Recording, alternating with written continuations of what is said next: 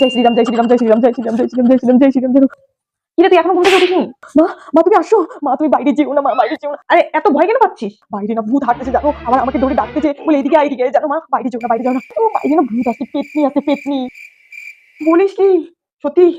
দেখ আমাকে কিন্তু ভূত নিয়ে খুব ভয় লাগে, খুব ভয় লাগে। বল ভূত কি কি দেখলি? ভূত ভয়? সত্যি বলছি তো, একেবারে কোমর থেকে চুল, কি চুলগুলো দুলতেছে জানো মা, আবার আমার নাম ধরেও ডাকতেছে কখন থেকে। হ্যাঁ আর আর ভূতটা বাইরে পড়ছে, চুল চুল চুল চুল চুল করে হাঁটতেছে পেছনে, আমার এক্ষুনি ঘরের পেছনে আমি দেখলাম হাঁটতেছিল। হায় ভগবান, সকালে তো পেছন দিকে আমি তো রুমের পেছন দিয়ে গেলাম, আর বাইরে তো আমি পড়ছি। কই দেখবি আমি বাইরে পড়ছি, দেখলি আমি বাইরে পড়ছি। তুই না পারিস, নিজেও ভয় খেয়ে থাকিস, আমাকেও ভয় পাওয়াই দিবি। তো হঠাৎ তুমি ভূতের মতো পায়েল পরে এরকম ভাবে হাঁটতেছো কেন?